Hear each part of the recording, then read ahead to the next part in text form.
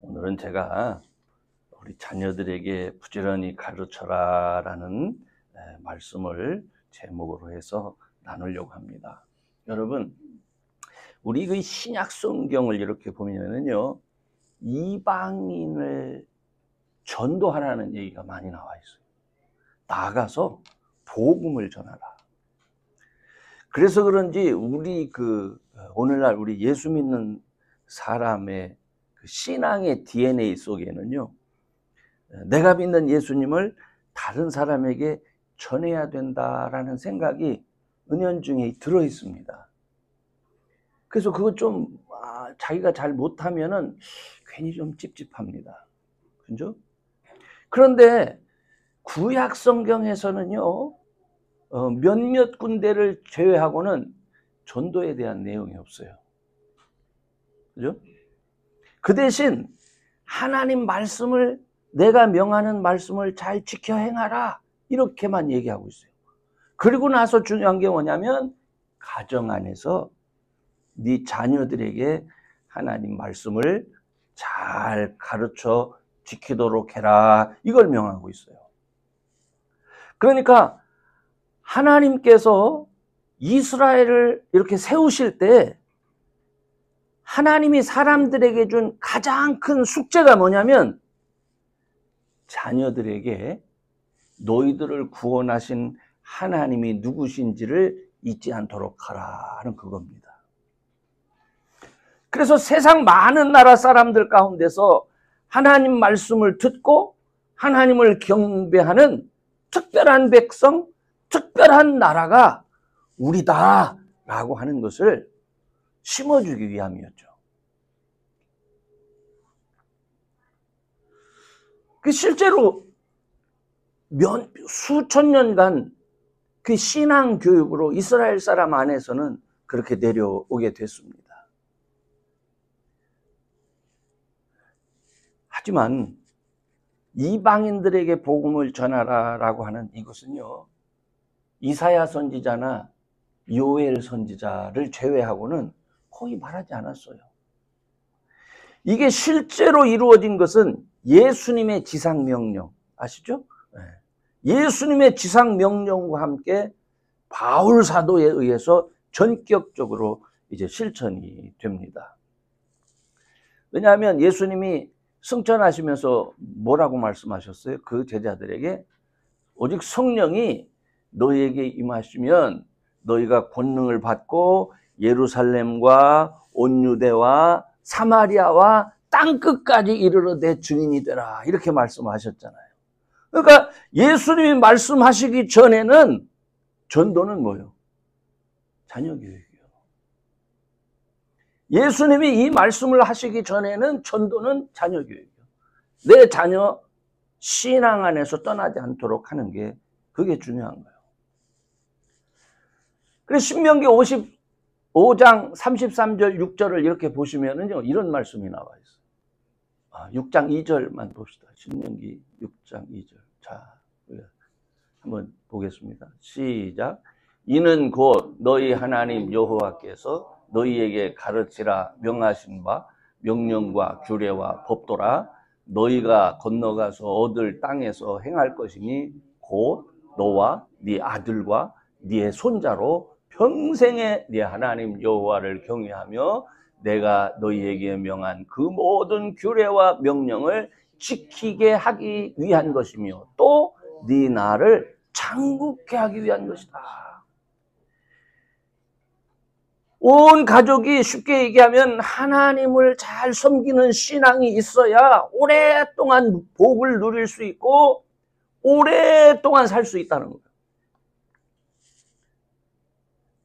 그러니까 하나님 잘 섬기면서 이 땅에서 오래 살려면 지금 하나님을 아는 네 신앙도 중요하지만 더 중요하게 생각해야 될 것이 있다. 그게 뭐냐면 네 아들과 너희들 손자들이 잘 지킬 수 있도록 해야 된다. 바로 이 말씀 때문에요, 유대인의 교육법이 나온 거예요. 유대인의 교육법. 아들과 손자들이 하나님과 상관없이 살게 될 때, 여러분, 그 사람의 삶에 평안이 있겠습니까?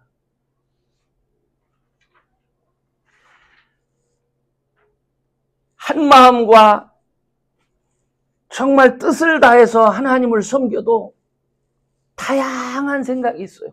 똑같은 하나님의 말씀을 보면서도 그 말씀에 대한 해석이 나와 내 아들과 내 딸과 내 손주가 다를 수 있어요. 그런데 세상의 온갖 미신들, 세상의 온갖 지식들, 이것들이 아들과 딸의 생각을 잠식하고 저마다 지가 옳다고 하면 여러분, 부모가 어떻게 살 수가 있겠어요? 너무너무 다른 거죠. 그런데 여러분, 저와 우리 세대는 너무나 안타깝게도 가난하고 힘든 세대입니다. 그래서 성경이 말씀하는 이런 것조차도 생각하지 못하고 살았습니다. 아마 저와 여러분은 지금도 외우는 게 있을 거예요. 우리 뒤에 있는 분들은 모르겠지만은 혹시 국민교육헌장 외우시죠? 우리는 민족 중흥의 역사적 사명을 띠고 이 땅에 태어났다. 이거 다 초등학교 다니는 사람은 다 외워야 됐어요. 학교 다니는 사람은 이거 다 외워야 됐어요. 조상의 빛나노를 오늘에 되살려 안으로 자주 독립의 밖으로 인류 공영에 이바지할 때다. 이에 우리의 나아갈 바를 밝혀 교육의 지표로 삼는다. 저는 이것이 나쁘다고 말하는 게 아니에요. 우리의 한 세대가 오늘날 대한민국이라는 나라가 있도록 얼마나 노력했는지 몰라요. 여러분, 전 국민이 똑같은 생각을 하면서 사회와 민족의 발전을 위해서 개인과 가정의 삶을 포기시킨 그 세대가 안타깝게도 저와 여러분의 세대입니다. 그런데 이런 발전의 이면에 너무 많은 것들이 희생됐어요. 심지어는 교회조차도 한 가정, 한 사람을 사실은 귀하게 여기지 못했습니다. 다음 세대를 향한 신앙교육에 정성 다하지 못했어요. 왜냐하면 목회자들도 인류 공영에 이바지하기 위해서, 민족의 발전을 위해서, 저도 지금 생각해보면 결혼하고 나서 아이들이 언제 일어나는지, 언제 자는지 모르고 그냥 그렇게 생활했어요. 그래서 나라는 잘 살게 됐어요. 그죠? 한국의 교회도 얼마나 부자가 됐는지 모릅니다. 그런데 몇몇 사람들이 누르는 이 부유함, 세계 인류 국가로서 그 어떤 사람들에게 뒤지지 않을 정도의 부를 갖게 됐는데, 물질적으로는 그렇게 됐는지 모르지만은 우리 개개인과 가정은 너무 엉망이 됐다는 걸 알아야 돼요. 우리가. 지금 한인 사회의 출산율이요 0.7%랍니다. 이거는요 전쟁이 일어나도 이 출산율보다는 높답니다. 전쟁 때도. 전쟁이 아닌데도 우리 한국 사람들은 아이를 안 낳는다. 아이를 낳아서 키우는 것보다는 차라리 강아지 한 마리 이렇게 키우겠다. 아이 생각이 아예 없는 사람이 많아요. 그 결과 어떻게 돼? 수많은 학교들이 지금 사라지고 있습니다. 어떤 분들은 한국이라는 나라가 얼마 되지 않아서 이제 없어질 수도 있다. 이렇게 말하는 사람도 있습니다. 자, 그래서 우리가 그 생각을 하면 오늘 본문이 우리가 그렇게 된 이유가 어디에 있었는지를 말씀해 주고 있구나 하는 걸 깨닫게 하는 거예요. 신앙생활을 하면은요, 한번 신명기 6장 20절에 이런 말씀이 있어요. 다 같이 읽읍시다. 시작. 후일에 내 아들이 네게 묻기를 우리 하나님 여호와의 명하신 증거와 말수와 규례와 법도가 무슨 뜻이냐 하거늘. 이게 뭡니까? 아버지가 이렇게 신앙생활을 하는 것을 자녀가 옆에서 계속 보는 거예요.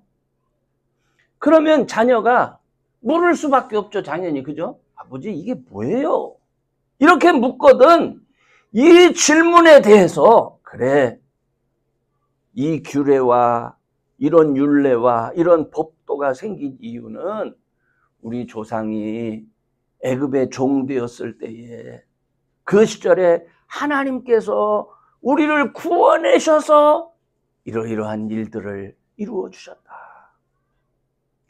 우리가 어떻게 가나안 땅에 오게 되었는지, 그 가나안 땅에 오게 되는 모든 과정 속에 하나님이 우리를 어떻게 지켜줬는지 이거를 그 자녀들에게 잘 가르쳐서 하나님이 우리를 사랑하시는구나, 우리 민족을 택해 주셨구나 하는 것을 알도록 하라는 거예요. 누가? 지금 여기서 누가 그렇게 하라는 거죠? 아버지가, 부모가. 다시 얘기하면 여러분, 자녀 가르치는 거 쉬운 거 아닙니다. 우리 시대에는 모르는 거 물어보고 뭐 그렇게 했다가는 우리 부모님들도 모르는 게 많잖아요. 그러면은 이거 한마디면 끝났어요. 모든 대답과 우리가 그런 시대를 살아갔어요. 학교에서도 선생님한테 잘못 질문하면은 선생님 무시한다고 나오라고 그래가지고 그냥 귓뺨 맞아서 다음에는 질문조차 뭐 주눅 들어서, 야, 참 이상한 그런 시절을 살았습니다. 근데 여러분, 지금 이런 교육법, 이런 말씀이 언제 쓰여졌냐면요, 하나님의 말씀을 기억하고 있었던 이스라엘이 이게 언제 이런 생각을 했나, 이게 굉장히 중요해요. 여러분이 잘 아는 것처럼 유대인은 몇 번이나 나라가 망했던 사람들이에요. 몇 번이나 포로로 끌려갔고 온 세상에 흩어졌고 2000년 동안 나라 없는 백성으로 그렇게 세계 각 지역에 흩어져서 살던 사람들 아닙니까? 그런데 그럼에도 불구하고 자기 신앙을 지켰던 사람들은, 모든 유대인이 다 그랬던 건 아니에요. 신앙을 지켰던 사람들은 그 자녀에게, 그 백성들에게 명하신 하나님의 명령과 규례와 법도를 가르쳤어요. 심지어는 그 명령과 규례와 법도가 히브리 말로 쓰여져 있잖아요. 나라가 없는데도 히브리 말로 가르쳤다니까요. 2000년 만에 나라가 새로 생겼는데요. 나라가 생긴 지 얼마 안 돼서 제가 성지순례 갔을 때는 히브리어가 없었어요. 근데 90년도에 가니까 다 히브리어, 간판. 그것은 이제는 우리가 히브리 말을 우리나라 말로 삼는다. 그래서 모든 사람들이 2000년 동안 사용하지 않던 언어가 살아난 거예요. 2000년. 이거 가능합니까? 혹시 우리 고려시대 쓰던 말 알아요? 나란 말씀에 뭐 그런 것도 다 잊어버렸겠죠? 근데 히브리 사람들은 2000년 전에 쓰는 말을 지금까지도 기억하는 거예요. 그래서 그 자녀를 가르치는 게 너무너무 힘드니까 그 사람들은요, 그 말에 대화법을 만들어냈어요. 요새 한국에서 굉장히 유행합니다. 이 아이들 교육에 관심 있는 사람, 하브루타라고 하는 대화법인데, 이게 바벨론 토로시기에 만들어진 거예요. 부모가 자녀들한테 토론식으로, 막 선생님이나 이게 아니라 질문하고 대답하고 또 질문하고 의문을 갖게 하고, 이런 대화법을 언제 만들었다고요? 바벨론 포로 시대 때 포로로 끌려간 그 자리에서 이걸 만들었다니까요. 그러니까 많은 논쟁이 있었겠죠. 하나님이 살아계시다면 아빠 어떻게 우리가 이럴 수 있어? 이런 얘기 하지 않았겠습니까? 그런 방법으로 그들은 가정 안에서 늘 대화가 이루어졌습니다. 포로 생활이었지만 명절을 지키고 자녀와 하나님이 하신 일에 대해서 토론을 했습니다. 그러다 보니까 그 사람들은 저녁 시간이 늘 길어요. 빨리 먹고 가, 자. 빨리 먹고 가. 그게 아니라 저녁을 밥을 먹으면서 토론하는 시간이 길었습니다. 이제 우리는 본문 말씀을 보면서 우리가 무관심했던 것이 무엇인지 알아야 돼요. 안타깝게도 우리 세대는, 저도 포함하는 거예요. 우리 세대는 우리 생각 속에 자녀 교육에 대한 생각이 없어요. 공부 잘하게 이렇게 하고 뭐 학원 보내고 이런 마음이 있었지, 우리가 직접 이렇게 해야 되는구나 라는 생각이 없었어요. 그래서 우리 자녀에게 좋은 신앙 물려주려면 좋은 교회 보내야 되고 교회에서 좋은 선생님 만나면 된다, 이렇게 생각했어요. 그렇지 않아요. 신앙은 내가 만난 예수님을 내 자녀에게 소개할 수 있고, 내 자녀가 생각하는 예수님에 대해서 내가 잘 들을 수 있을 때, 그래서 잘 듣고 서로 얘기하면서 쉽고 명료하게 설명해주고 이 대화가 회복되어져 있을 때 거기서 신앙이 생기는 거예요.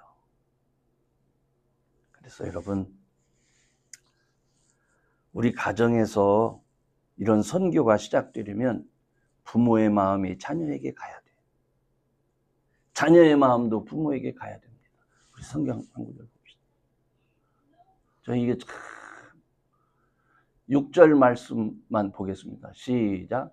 그가 아비의 마음을 자녀에게로 돌이키게 하고 자녀의 마음을 그들의 아비에게로 돌이키게 하리라.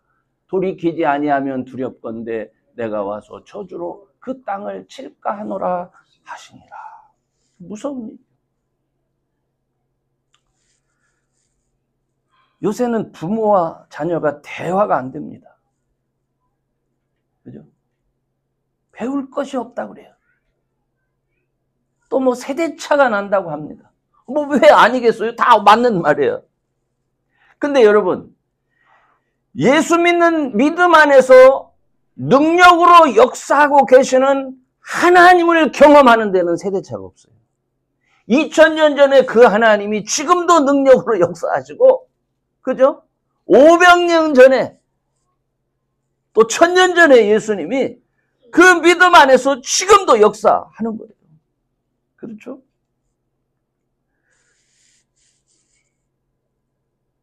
전능하신 하나님의 축복하심과 구원하심과 인도하심을 아는 사람이라면 자녀에게 마음을 떠나게 할 수가 없어요. 왜? 저 녀석이 하나님을 알아야 될 텐데, 하나님의 축복하심을 알아야 될 텐데. 그래서 대화는 안 되지만 마음에서 떠나보내지 못해.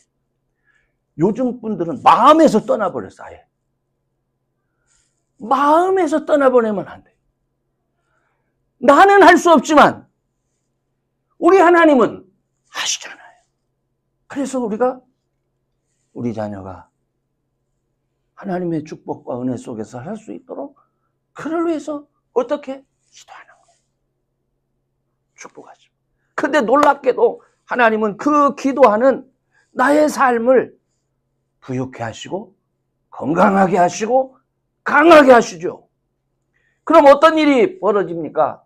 자녀는 지가 똑똑해서, 지가 부모가 잘나서 열심히 살아서 살긴 하지만 하나님 없는 삶에는 너무너무 힘들고 지친 거예요.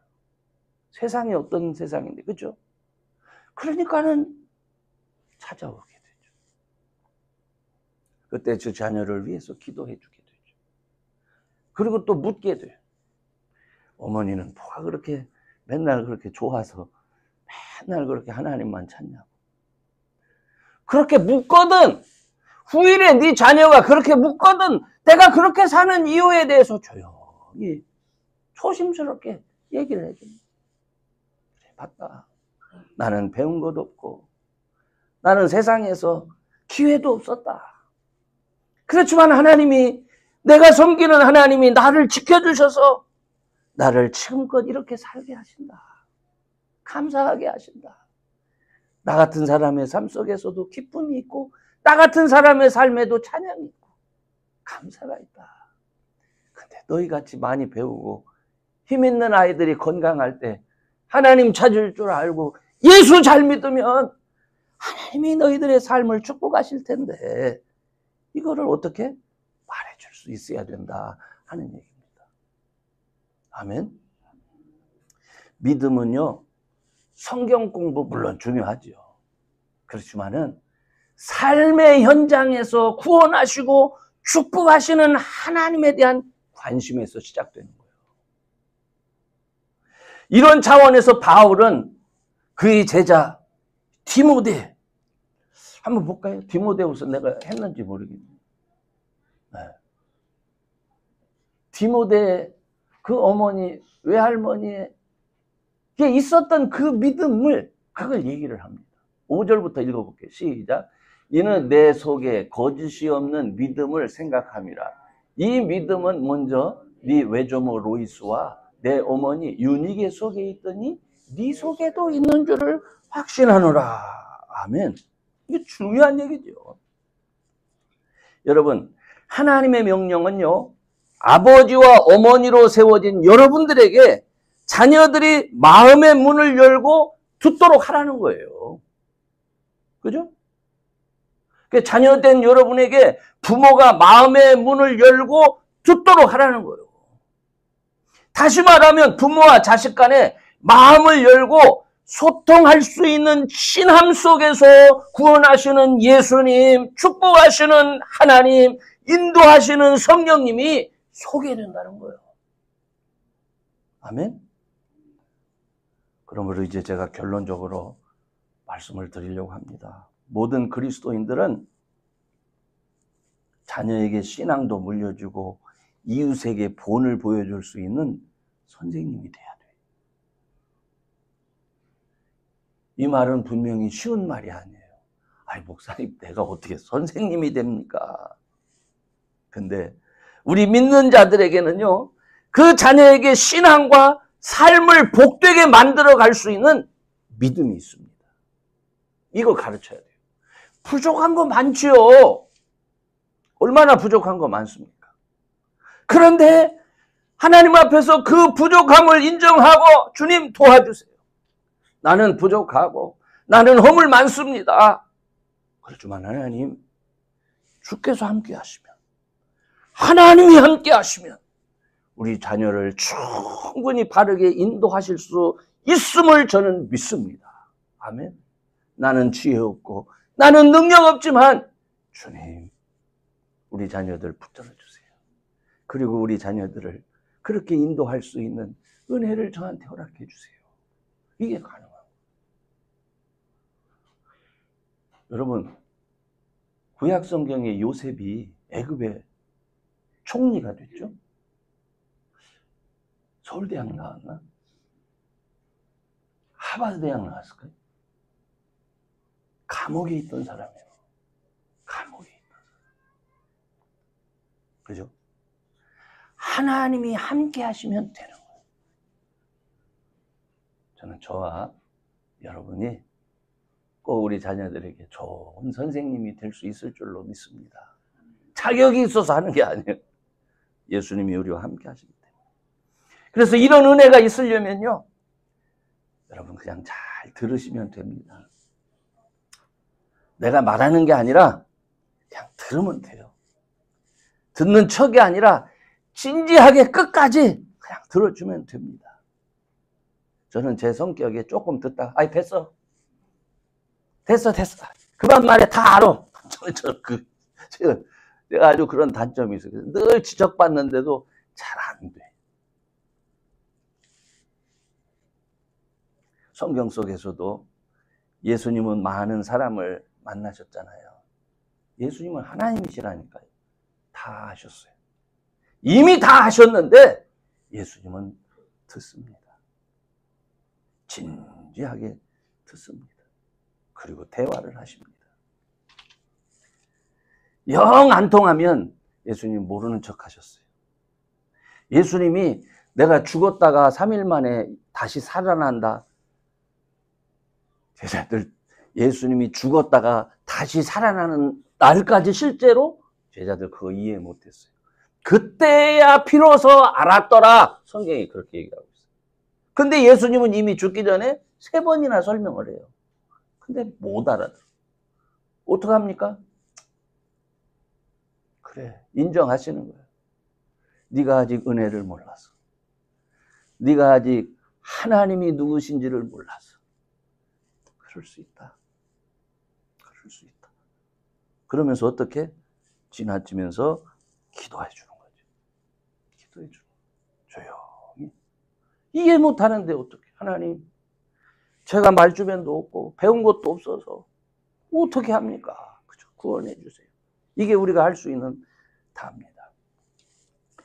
여러분, 부모가 자녀를 교육시키고 훈련할 때 다 때가 있어요. 여자는 12살, 남자는 13살이랍니다. 이거 보고 깜짝 놀랐어요. 12살, 13살이면요, 이 때는 성인식 하고 나서 결혼하잖아요. 그 결혼하고 나면 그 독립성을 인정하고 존중한다는 거예요. 저는 이런 설명을 이렇게 들으면서 내가 얼마나 무지한 사람이었을까 하는 거를, 내가 아주 무식한 목사구나 하는 걸 다시 한번 깨달았어요. 근데 여러분, 우리는 이 사실을 전혀 알지도 못하고 들어보지도 못하면서 자녀를 키워냈습니다. 그죠? 훌륭한 거예요. 아픔도 많고 허물도 많죠. 그렇게 지금도 살고 있습니다. 근데 감사하게도 우리가 예수님 알게 됐잖아요. 우리에게 믿음을 주셨잖아요. 이제 성령 하나님 앞에 의지하고 지혜를 구하고 도우심 구할 수 있잖아요. 우리가 그렇게 되면요, 회복이 있습니다. 치유가 있습니다. 아멘. 그래서 저는 전능하신 하나님의 은혜가 여러분이 자녀를 향하여 여러분의 마음의 문을 열고, 또 그 자녀가 여러분을 향하여 마음의 문을 열 수 있도록 기다리고, 끝까지 기다리고 사랑하고, 그런 분들이 꼭 될 수 있기를 주의 이름으로 축원합니다. 이 믿음의 자기 훈련을 통해서 아비의 마음이 자녀에게, 자녀의 마음이 아비에게 돌아와서 한 마음으로 그렇게 하나님 앞에 영광 돌릴 수 있는 그런 저와 여러분 꼭 될 수 있기를 주의 이름으로 축원합니다. 기도합시다.